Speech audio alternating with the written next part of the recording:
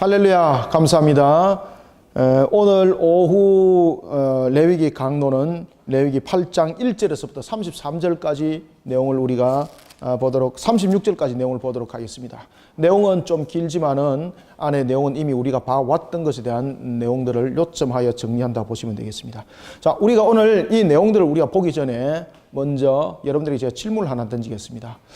특히 우리가 오늘 본문 속에서 이제 등장하고 있는 제사장에 대한 성격이 있는데, 이 제사장이 가지고 있는 성격 가운데 대표적인 것이 여러분들이 어떤 성격을 가지고 있는가 하면 중보자라는 그런 성격을 가지고 있습니다. 자, 우리의 인류의 최초의 중보자는 누굴까요?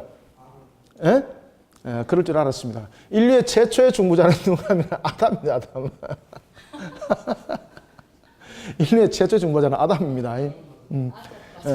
인류의 최초 중보자는 아담이고, 그 다음에 이 중보자를 통해서, 중보자는 여러분들이 이제 주님께서 이제 세우셔서 중보자로 삼는데, 그때에 기름을 부어서 기름 부음을 통해서 중보자로 세운 인류의 최초의 중보자는 또 누굴까요?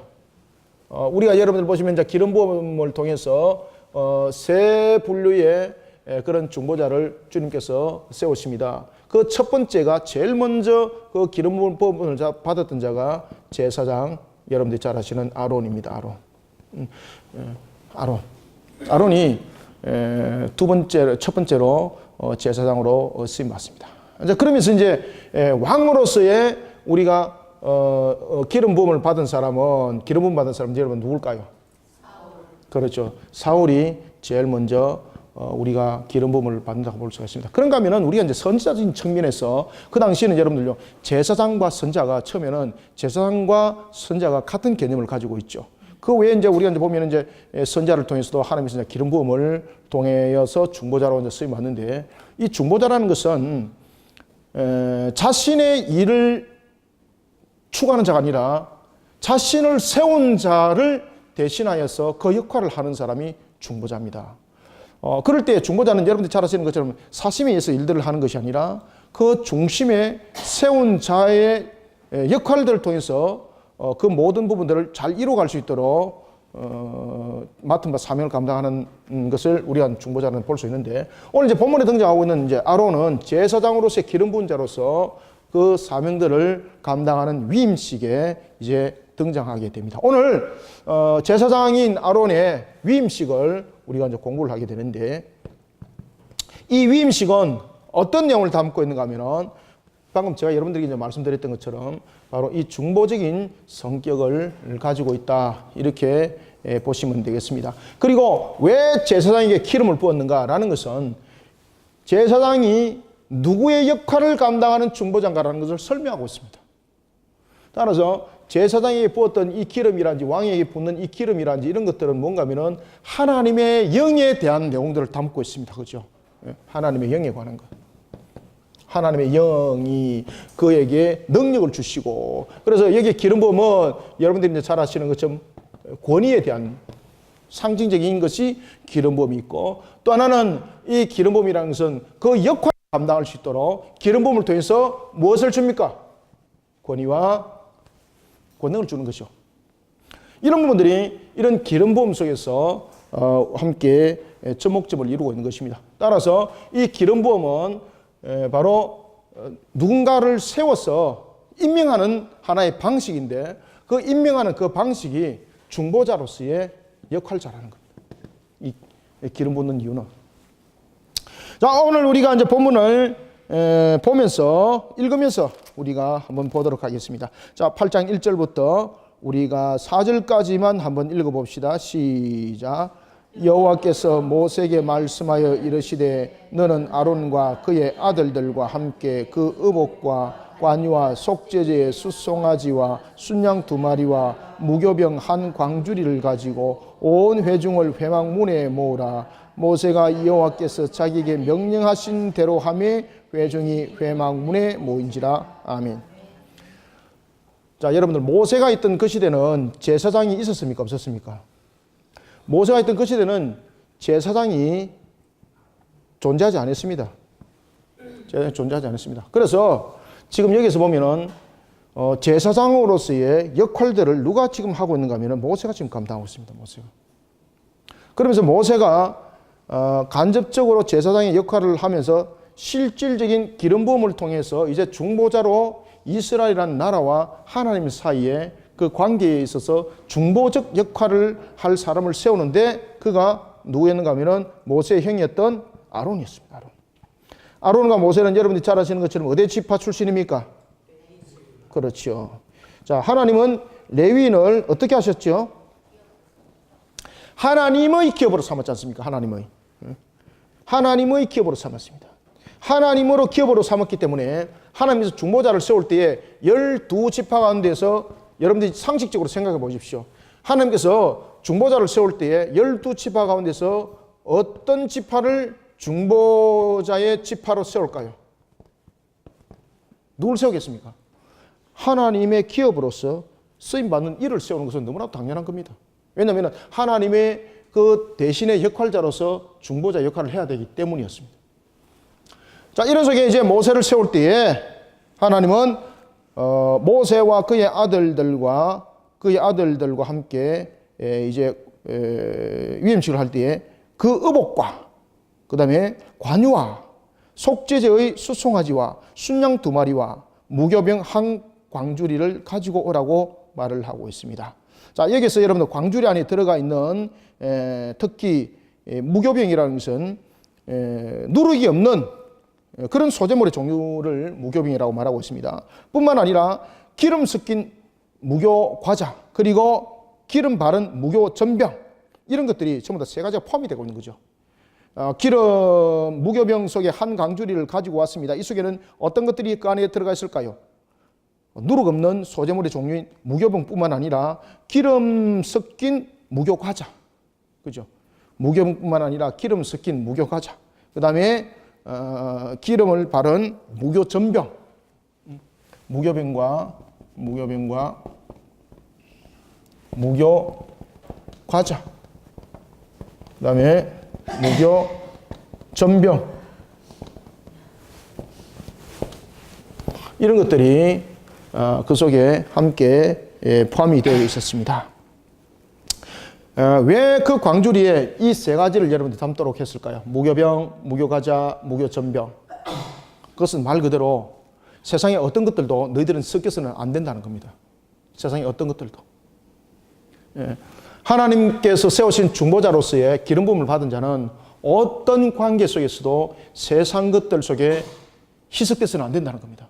왜냐하면 결국은 세상 속에 여러분 희석돼 버리면 하나님과의 관계적인 측면에서 중보자의 역할을 감당하는 것이 아니라 그 속에서 어떤 내용들이 등장하기 시작하는가 하면 세속적인 중보자가 되어버리는 거죠. 이 세속적인 중보자가 되어버리면 하나님을 향한 신앙 속에 세워지는 것이 아니라 결국은 타락한 제사장의 중보적 모습이 나타나게 되는 겁니다. 따라서 그 광주리 안에 어떤 세속적인 것들도 들어와서는 안 된다는 겁니다. 어떤 세속적인 것들도. 아시겠죠? 어떤 세속적인 것도 들어오면 안 된다. 그때에 오늘 굉장히 핵심적인 내용이 하나가 있는데 그 내용 속에서 가장 핵심적인 것이 뭔가 하면 명령대로입니다. 명령대로.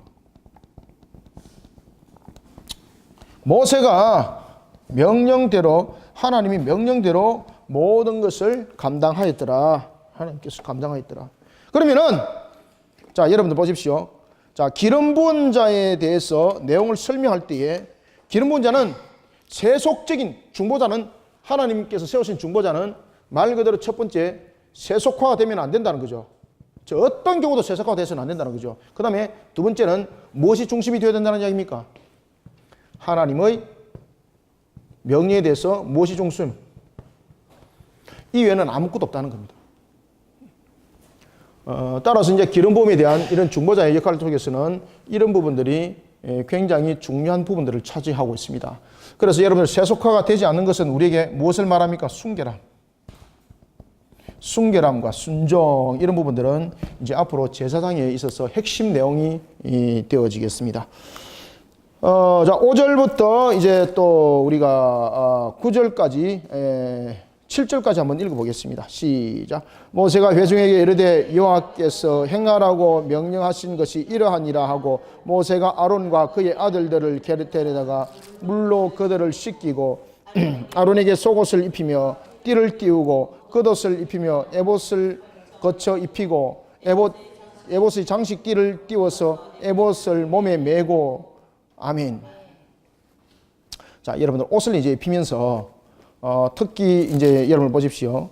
모세가 아론과 그의 아들들을 데려가서 무엇으로 그렇죠. 자, 세 번째는 보면은 그들을 씻기죠. 하나님의 명령에 순종하죠.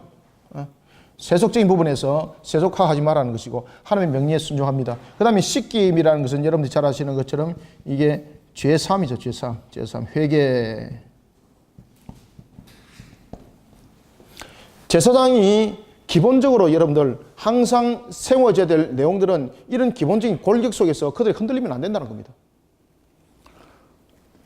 제사장이 먼저 예물을 드리는 것이 아니라 먼저 그를 회개를 시키는 거죠. 씻음. 그죠? 예물이 먼저 우선 아니죠. 예물이 우선이 아니고 먼저 씻김이 그 속에 우리가 등장하는 것을 우리가 볼 수가 있습니다. 예물을 같이 가지고 놓으면서 지금 예물을 가지고 놓으면서 그들의 예물을 이제 태워서 드리는 것이 아니라 태워서 드리는 건 뒤에죠. 예물을 가지고 놓으면서 제일 먼저 행하는 것은 행함으로 나타난 것은 무엇입니까? 씻김이요, 씻김. 이것을 제일 먼저 하는 거예요. 씻김. 회개함. 그리고 난 뒤에 무엇을 입힙니까? 그리고 난 뒤에 그들에게 직무를 감당할 수 있는 의복을 입히죠. 의복은 입히는 것은 무엇인가 하면 직무를 감당하는 역할입니다. 이게 씻김 다음에 직무입니다. 씻김 다음에 직무. 그죠? 그리고 이 직무를 담당할 수 있는 속옷을 먼저 입히죠. 자, 속옷은 왜 입힙니까? 이미 우리 공부해 왔습니다. 자신의 수치를 감추는 것도 있지만은 또한 제사를 주관하는 자 측면에서도 수치를 가리는 것도 있지만은 그리고 제사를 드리는 자 측면에 봤을 때도 그 하체를 가리지 함으로써 그것을 봄으로 인해서 오히려 제사가 거룩하지 못하고 오히려 속됨이 되어버릴 수가 있는 거죠. 그래서 속옷바지를 입히는 거예요. 속옷바지라는 말 그대로 우리에게 예식에 있어서 정결 예식과 함께 상징적인 의미, 죄로부터의 깨끗함, 그런 속에서 우리가 이제는 지켜나가는 한 부분이 속옷을 입는 겁니다. 속옷을 입는 것. 자, 그 다음에 속옷을 입고 난 뒤에 띠를 띱니다. 계속해서 이제 여러분들 보시면은요, 옷을 입고 띠를 띠고 또 옷을 입고 또 띠를 띠고 이렇게 해요. 이것은 뭔가 하면은 옷을 입었는데 띠를 띠지 않았습니다. 그러면 이 옷이 벗겨질 수가 있는 거죠.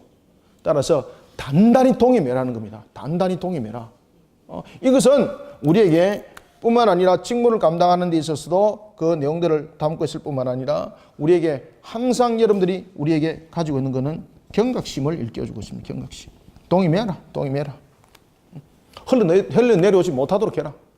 속바지가 입었는데 나중에 이것을 안 동의매다 보니까 속바지가 술렁술렁 그죠? 이 경각심을 항상 여러분들 입고 띠를 띠고 겉옷을 입고 에봇을 거쳐 입고 또 무엇을 7절 보세요. 에봇의 장식을 띠를 띄우고 그렇죠? 이런 식으로 떨어지지 않도록 경각심. 집 묶는 것은 여러분들 연결고리 형성을 하는 거죠. 그런 것과 동시에 이 묶는다는 것은 항상 제사장의 입장에서 항상 경각심을 잃지 말아야 되는 것입니다. 그때에 여러분들 보시면은 이 에봇을 거쳐 입고 에봇의 장식들을 띄우며 에봇을 몸에 메고 특히 여러분들 끈은 흉패를 붙이고 그 다음에 흉패의 8절 흉패에 우림과 tum빔을 넣고 자 여러분들 우림과 tum빔은 어떤 역할을 할까? 우림과 tum빔 제사장에게 있어서 흉패를 붙이고 그 흉패에 우림과 tum빔을 그 안에 였습니다. 우림과 tum빔 이 우림과 tum빔은 사실적으로 이것이 하나님의 뜻을 묻는 것이 아니라 여러분들 그렇게 보시면 되겠습니다. 우림과 tum빔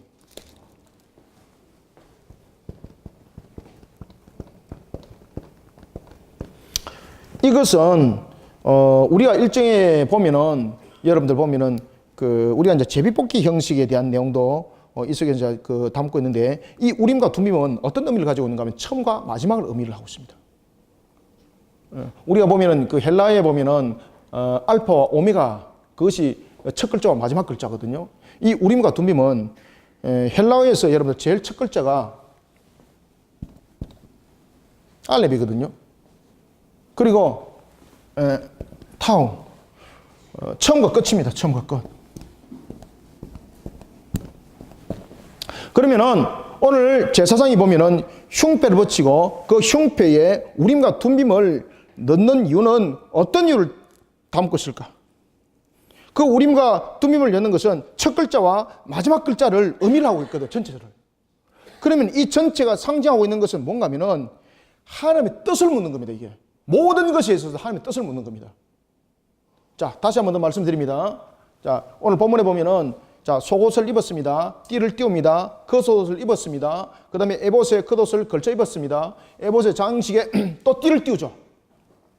이런 부분들이 에봇을 또 몸에 메고 라는 부분들은 경각심에 대한 부분들을 담고 있다. 관계적인 측면에서 헛떨어짐이 없이 떨어지지 않도록. 자, 그런가 하면은 8절에 보면은 흉패를 붙이고 그 흉패를 붙인 흉패라는 것은 12지파에 대한 그 보석에 있는 내용을 흉패라 그럽니다. 아시겠죠?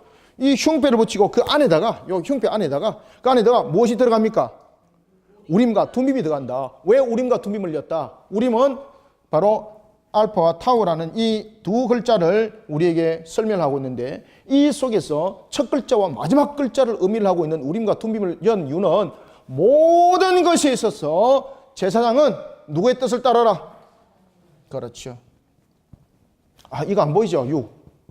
화면에 보입니까? 4는 보입니까? 네.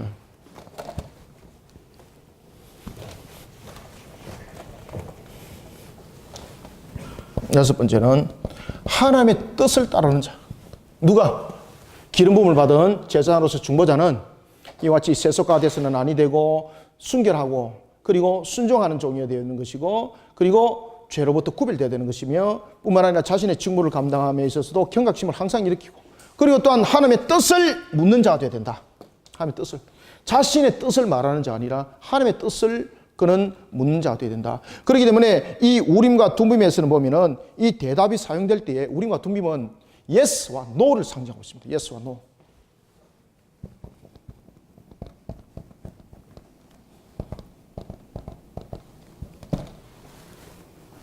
하나님이 맞다 그러면은 그 맞는 선택이 이루어지는 것이고 하나님이 아니라 그러면은 아닌 선택이 그곳에서 결정이 되는 겁니다. 따라서 우림과 둠빔에 대한 내용은 이런 부분에 대해서 사용을 하게 되는 겁니다. 그러면은 하나님께서 아무 답도 안 할 경우도 있습니다. 이것도 답이라는 거죠. 이런 모든 것은 하나님의 뜻을 확인하는 수단입니다. 아시겠죠? 그래서 우림과 둠빔은 어떤 역할을 한다? 하나님의 뜻을 묻는 그런 기능을 하고 있는데 이 하나님의 뜻을 묻는 그 뜻에는 yes와 no라는 그 다음에 아무 대답도 하지 않는 세 가지 대답이 있다. 그때 하나님은 yes라고 했는데 내가 no 할 수 없다. 그러니까 이 모든 부분들은 자신의 판단과 자신의 상식으로서 말하는 것이 아니라 하나님께서 말씀하신 것에 따라서 제사장은 그 사역을 감당해야 될 자임을 오늘 이 우림과 둠빔을 통해서 이야기해 주고 있는 겁니다. 이해가시죠? 자, 이런 우림과 둠빔을 넣고 그 다음에 머리에는 무엇을 띠라? 관을 띠는데 이 관에 색이 넣는 것이 무엇입니까? 내용이. 그렇죠. 여호와 성길입니다. 여호와 성길.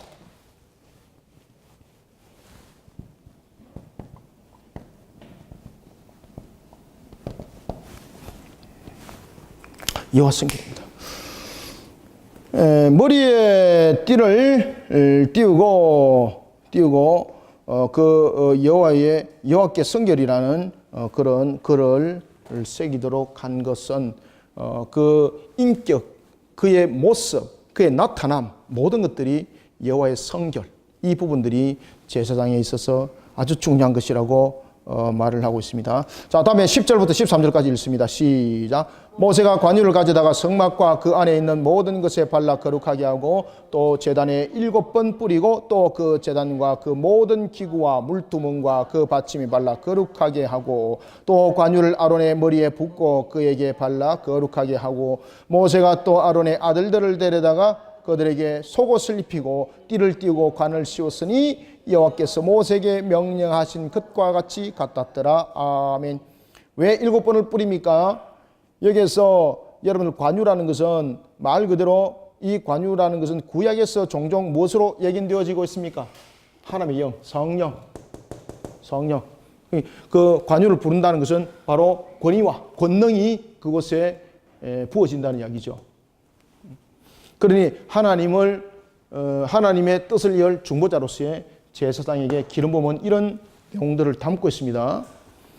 자, 이런 속에 모세가 이제는 아론에게 그 직무를 담당할 수 있는 위임식을 치렀고, 그리고 난 이제 모세 아들들에게 또한 그 위임식을 치르는 것은 그 당시에 제사장들이 없었던 거죠. 없었기 때문에 모세가 제사장의 역할을 딱 요거까지만 대행을 하는 겁니다. 자, 그 내용 속에서 7번 이제 피를 뿌리는 이유는, 여기서 7이라는 것은 하나님의 거룩하심을 드러내는 그런 상징의 수입니다. 여기서 완전하다, 거룩함이라는 것이 이 속에 상징이 되는 겁니다. 여기서 7번이라는 것은. 따라서 여기서 여러분들 7이라는 것은 완전함에 대한 것을 하나의 상징적인 의미에서 거룩으로 표현할 수가 있는 거죠. 그래서 여기서 7번은 무엇을 상징한다? 하나님의 거룩함을 드러내는 상징수다. 동시에 화목을 이루는 그런 언약을 내포한 또한 거룩함. 그래서 우리가 이 7이라는 숫자는 곧 언약의 숫자가 되는 거죠. 하나님과의 관계 부분에 대해서 중보적인 역할로서 그 언약을 이루어갈 제사장이라는 것을 설명을 하고 있는 것입니다. 그래서 7번 피를 뿌리는 겁니다. 이런 속에 이제 아론의 머리에 붓고 발라 거룩하게 하였습니다. 그리고 난 뒤에 이제 모세가 그의 아들들도 데려가서 속옷을 입히고 띠를 띠고 그런 절차의 예식을 범하는 것을 볼 수가 있습니다. 자, 이런 속에 대속죄에 관해서 여러분들 잘 보십시오. 모세가 또 14절, 모세가 또 속죄제의 수송아지를 끌어오니 아론과 그의 아들들이 그 속죄제의 송아지 머리에 안수하며 라고 말합니다. 이제 나중에 이제 이 부분들이 대속죄일에 대한 부분들로서 이것이 이제 그 내용들을 다시 한번 설명되어지고 그 내용들을 말하고 있는데, 자, 여러분들 이스라엘의 대속죄일은 7월 며칠입니까? 10일. 그렇죠. 7월 10일이죠. 7월 10일. 이 7월 10일의 대속죄일은 누구만이 대속죄의 중보자로서의 그 역할을 감당합니까? 그렇죠. 대제사장입니다. 대제사장.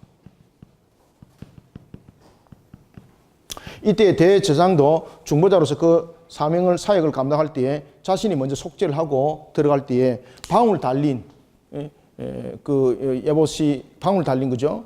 살구나무 금방울, 이 방울 달린 것을 입고 가면서 뒤에 보면은 이 뒤에 띠를 묶어서 이렇게 들어가죠. 왜냐하면 방울 소리가 나지 않았을 때는 그가 직무 가운데서 자신의 거룩하지 못함, 다시 말하면은 순결하지 못함으로 인해서 하나님으로부터 그가 생명을 보존받지 못한 그런 내용들이 되는 거죠. 그러다 보면은 방울 소리가 나지 않으면은 대제사장이 죽었다는 신호죠. 그런데 그들의 시신을 또 누군가가 들어가서 가지고 올 수 없는 거죠. 그럼 밖에서 이 시신을 밖에서 땡기내는 역할이 바로 대제사장 뒤에 묶었던 끈입니다. 끈입니다. 천지가 개벽하고 있습니다.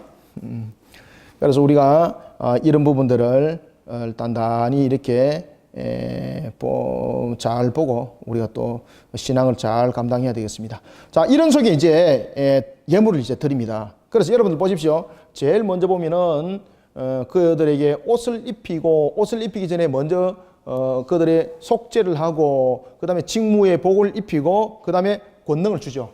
권위와 권능을 세우고, 그리고 그들에게 이제 예물을 잡은 것을 가지고 7번 피를 뿌리고 이런 예식을 치르는 것을 볼 수 있습니다. 그때에 예식을 치를 때 짐 밖으로 가져 나와서 불 사르는 것이 있습니다. 그것이 바로 17절입니다. 17절.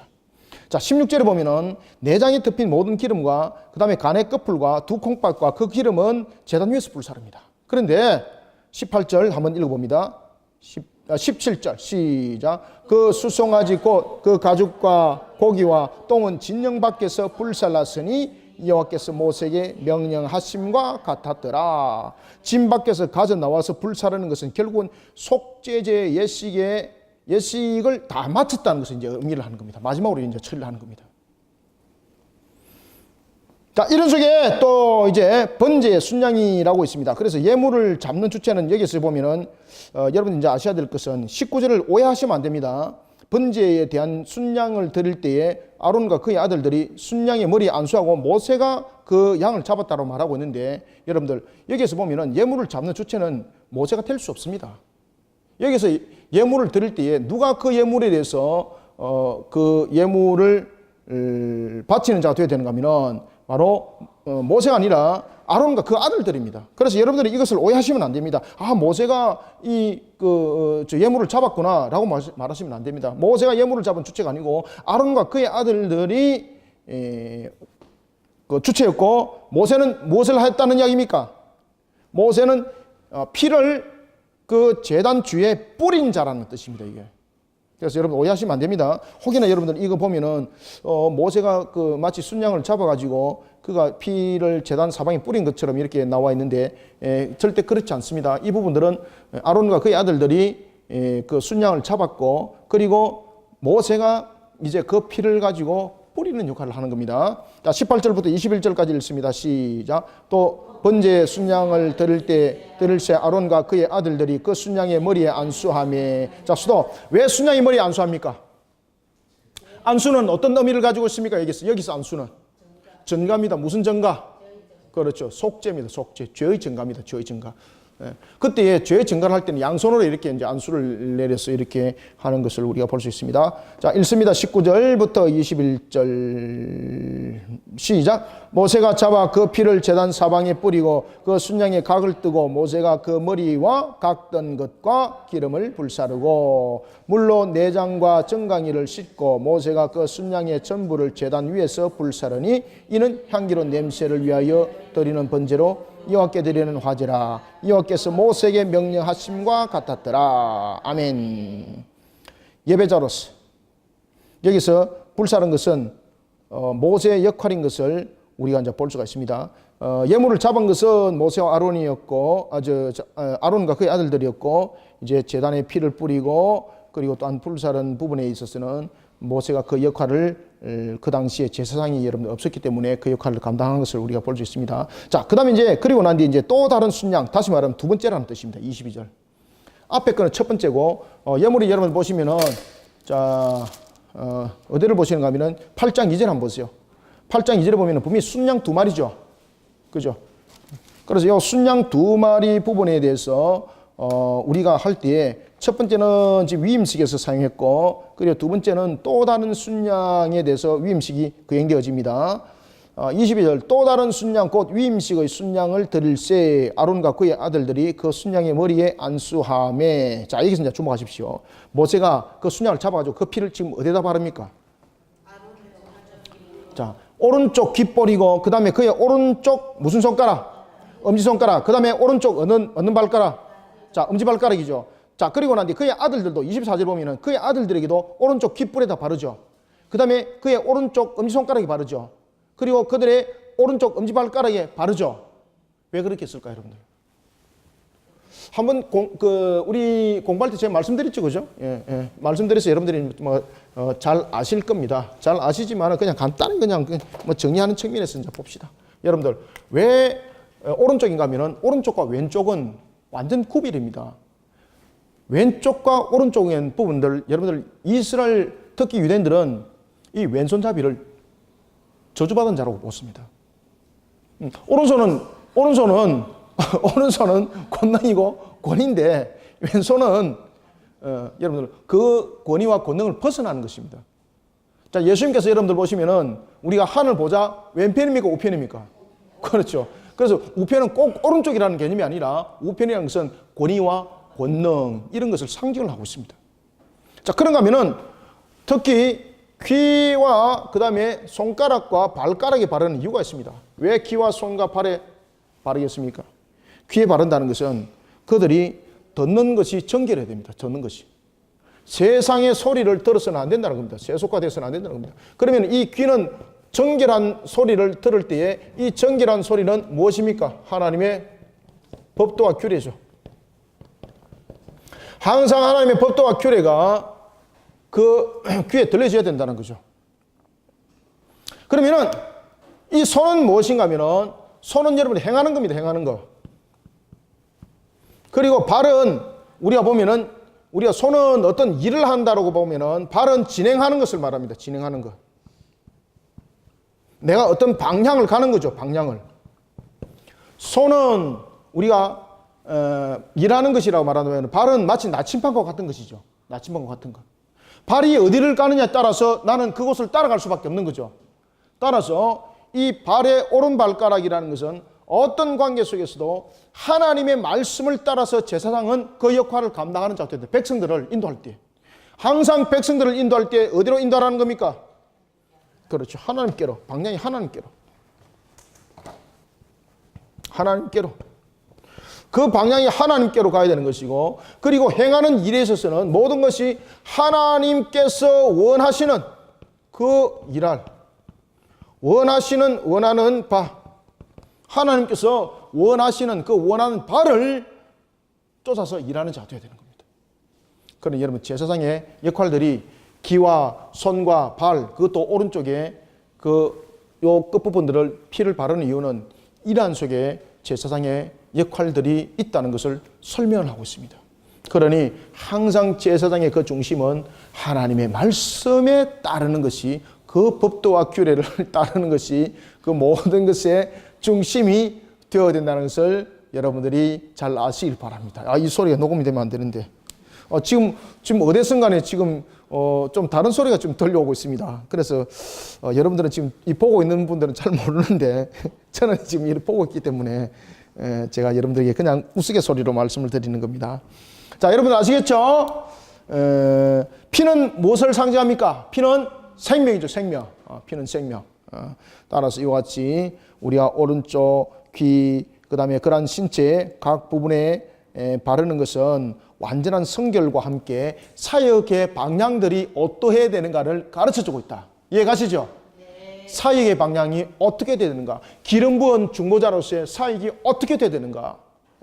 하나님의 말씀을 듣는 귀가 되어야 되는 것이고, 하나님의 일을 하는 손이 되어야 되는 것이고, 하나님께로 인도하는 발이 되어야 되는데, 그러지 못하고 이 들려지는 것이 세속화가 들려져 버리면은 누구 일을 하게 되는 겁니까? 이제는 하나님의 일을 하는 것이 아니라 다른 일을 하게 되는 겁니다. 그래서 여러분들이 신앙은 보면은 우리가 말씀을 듣고 배우는 것이 참 중요하죠.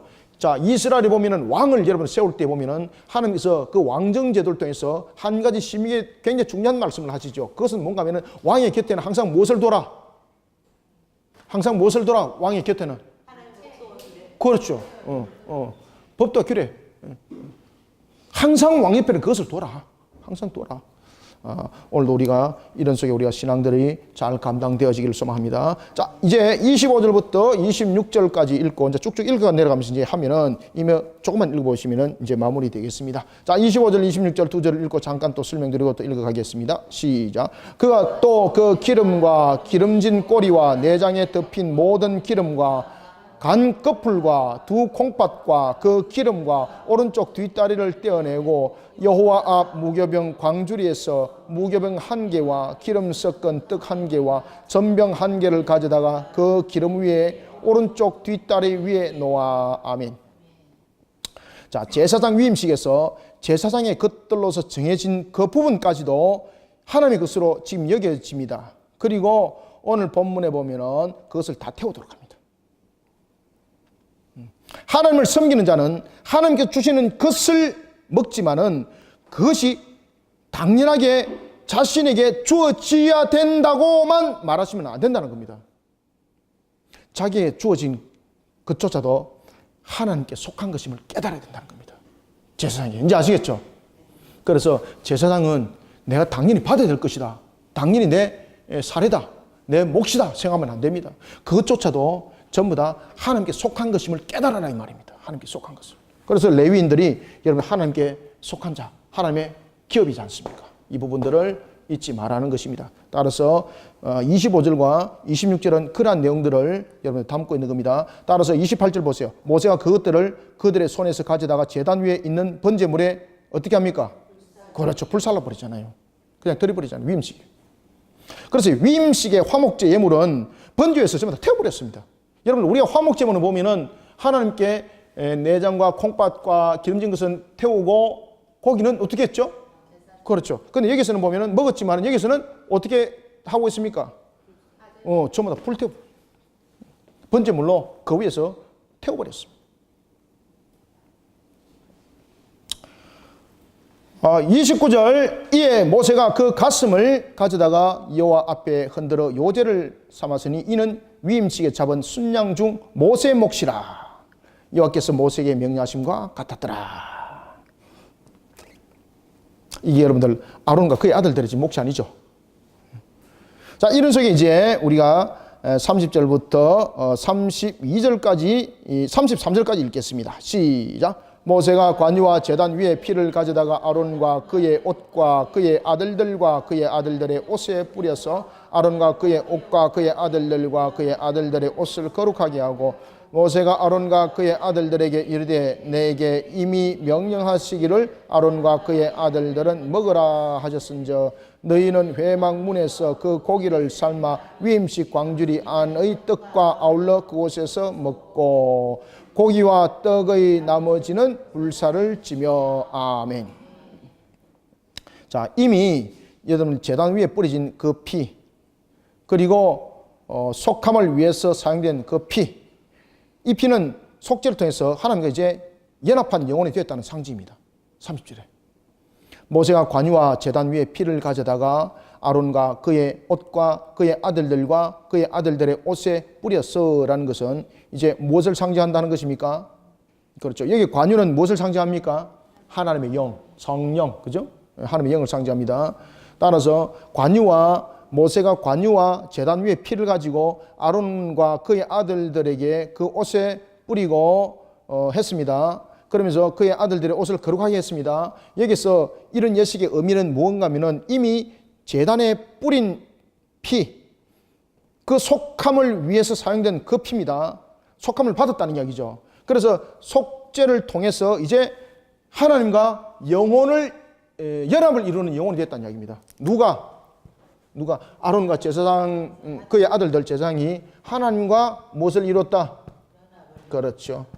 연합을 이뤘다 이 뜻입니다. 좀 의미가 좀 다르죠? 그 의미를 담고 있습니다. 여기서 이제 피를 뿌리고 관유를 그에게 붓고 피를 그의 관유를 바르고 뭐 이렇게 내용들 이런 부분들은 하나님과의 그런 관계적인 측면에서 이제 하나님과 연합을 이룬 영혼이다. 하나님과 연합을 이뤘다. 하나님과 연합을 이뤘다. 그의 영혼이 하나님과 연합을 이뤘다. 이 뜻을 우리에게 담고 있습니다. 33절부터 36절까지 이제 읽습니다. 시작. 위임식은 이래 동안 행하나니 위임식이 끝나는 날까지 이래 동안 회막문에 나가지 말라. 오늘 행한 것은 여호와께서 너희를 위하여 속죄하게 하시려고 명령하신 것이니 너희는 7주야를 회막문에 머물면서 여호와께서 지키라고 하신 것을 지키라. 그리하면 사망을 면하리라. 내가 이같이 명령을 받았느니라. 아론과 그의 아들들이 여호와께서 모세를 통하여 명령하신 모든 일을 준행하니라. 아멘. 자, 위임식을 며칠 동안 지금 하고 있습니까? 그렇죠. 위임식을 7일 동안에 라는 것은 우리에게 언약적 관점을 완전 수도 있겠지만은 언약적 관점을 담고 있다. 앞에 제가 말씀드렸죠. 이 부분들은 우리가 언약적 관점들에 대한 완전수로 보는 것이 좋다. 그것이 11절에서도 제가 한 번 더 설명드렸죠. 그래서 하나님을 거룩하게 드러내는 하나님의 거룩함을 드러내는 상징의 수이면서 언약에 대한 거룩함을 담고 있는 수이기도 합니다. 그래서 1일 동안이라는 것은 7일 동안 하는 것은 바로 11절의 내용들과 굉장히 또한 그 유사한 내용들을 함께 가지고 있습니다. 그 성격이 7번 피 뿌린 것과 따라서 이 위임식은 바로 그들이 어떤 일들을 감당해야 될 자들인가를 설명하고 있는 거죠. 그러면은 다시 말하면은 하나님께 영광을 돌릴 뿐만 아니라 하나님의 거룩함을 이끌어내야 될 그러한 직분뿐만 아니라 하나님의 언약을 이뤄나가는 측면에서 그 중심에 세워진 중보자라는 것을 설명하는 거예요. 그렇기 때문에 여러분들 예수님께서 보면은 그 중보자로서의 그 언약을 완전히 성취하는 무엇으로서 제사장으로서 자신의 몸을 십자가에 드리죠, 그죠?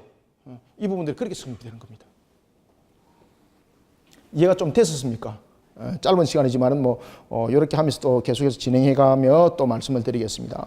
자, 이런 속에 너희는 7주야를 회막문에 머물면서 다른 데 가지 말라는 거죠. 회막문에 머물면서 여호와께서 지키라고 하신 것을 지키라 라고 말할 때에 자, 36절 모세와 그의 아들들은 아들들이 여호와께서 모세에게 통하여 명령하신 모든 것을 어떻게 했더라? 준행하니라. 이게 기본입니다. 준행이라는 이 자체. 이 준행이라는 이 기본적인 골격들이 깨트려져 버리면은 중보자로서의 그 역할은 끝나는 겁니다. 자, 오늘 우리는 아론과 제사장들의 이 위임식을 통하여 우리의 모습들을 또한 돌이켜 보았습니다. 그리고 또한 완전한 중보자 되시는 예수 그리스도를 우리가 다시 한번 더 보게 되었습니다. 이런 속에 우리에게 너무나도 중요한 것은 명령대로다. 명령대로. 말씀대로다. 말씀대로. 이 말씀대로 우리가 바르게 세워나가고 하나님께서 우리에게 주신 말씀의 법도와 규례에 따라서 우리 자신들을 바로 세워나가는 우리 신앙들이 되시기를 소망합니다. 기도하겠습니다. 살아계신 아버지 하나님, 주께서 오늘도 우리에게 은혜를 다하여 주시고 오늘도 주신 말씀으로 우리 모든 성도들 은혜 받게 하심을 감사드립니다. 제사장의 위임식을 통하여 우리로 하여금 다시 하나님의 나라에 대한 우리의 신앙의 정결한 모습을 돌이켜보게 하시고 하나님의 뜻을 세우는 일에 있어 무엇보다도 우리는 그 명령에 순종하는 자로서 주님의 뜻을 세우는 울타리를 세우기를 원합니다. 이것은 우리의 규제가 아니라 우리로 하여금 어떤 직무와 직분을 줬기 때문에 울타리를 세우라는 것이 아니라 하나님의 나라의 백성된 자로서의 우리는 만인의 제사장으로서의 이제 주님의 뜻, 그 영광의 꽃을 피우는 걸음을 걸을 때 그 중심의 울타리는 하나님의 법도와 규례를 지켜 준행하는 그 명령대로였습니다.